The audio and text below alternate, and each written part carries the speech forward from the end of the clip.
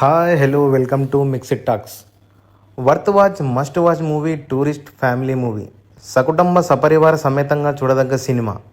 దర్శక ధీరుడు రాజమౌళి గారు టూరిస్ట్ ఫ్యామిలీ సినిమా బాగా ఉందంటూ సోషల్ మీడియాలో పోస్ట్ చేయడం జరిగింది.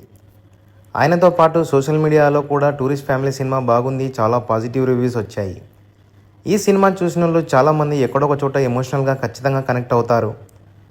జియో హాట్స్టార్లో తెలుగులో ఈ సినిమా స్ట్రీమింగ్ అవుతోంది. ఇది ఖచ్చితంగా చూడవలసిన సినిమా. ఇది ఫ్యామిలీతో చూడదగ్గ ఫ్యామిలీ ఎమోషనల్ మరియు కామెడీ ఎంటర్టైనర్ మూవీ. మానవత్వం కనుమరుగవుతున్న ప్రస్తుత సమాజానికి ఈ సినిమా చాలా అవసరం. పక్కింటోళ్ళు ఎవరో తెలియకుండా బ్రతుకుతున్న ఈ సమాజానికి ఈ సినిమా అవసరం.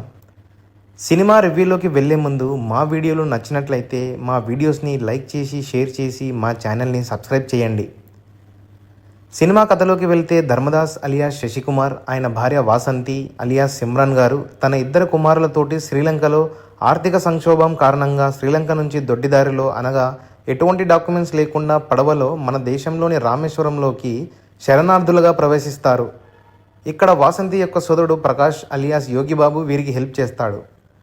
ఆ తర్వాత వాళ్ళు ఇక్కడ వాళ్ళ ఐడెంటిటీని కప్పిపుచ్చి తమిళియన్స్గా స్థిరపడడానికి ఎలాంటి ప్రయత్నాలు చేశారు, వారికి ఎలాంటి సమస్యలు ఎదురయ్యాయి, అక్కడ కాలనీలో వారు ఎలా జీవించారు అనేదే సినిమా కథ. ఇది ఒక సింపుల్ స్టోరీ.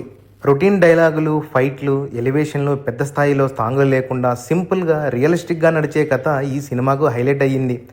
శరణార్థులుగా వచ్చిన వారి జీవితాలు ఎలా ఉంటాయో ఈ సినిమాలో బాగా చూపించారు. ఒక సాధారణ కుటుంబంలో ఎలాంటి ఎమోషన్స్ ఉంటాయో అన్ని ఎమోషన్స్ను ఈ సినిమాలో బాగా చూపించారు. సినిమాలో father and son sentiment work out అయ్యింది.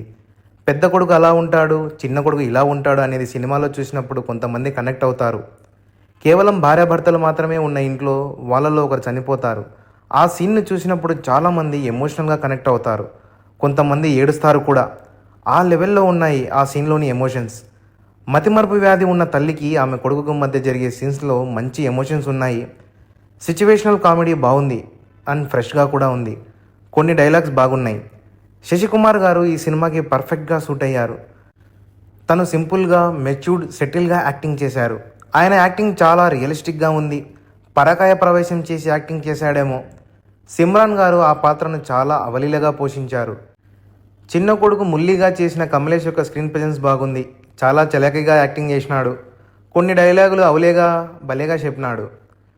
పెద్ద కొడుకు నితిషాన్గా చేసిన మిథున్ జయశంకర్ పర్లేదు. యోగిబాబు యాజ్ యూజువల్ బాగా చేశాడు. మిగతా యాక్టర్స్ కూడా బాగా చేశారు.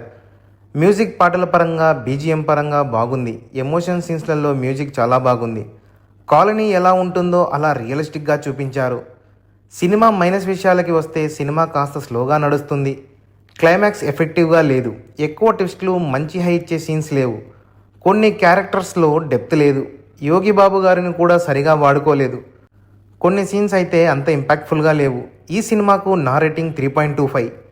జీవిని డైరెక్టర్గా ఫస్ట్ సినిమా అయినా బాగా తీయడం జరిగింది. ఆయనకు మంచి ఫ్యూచర్ ఉంది.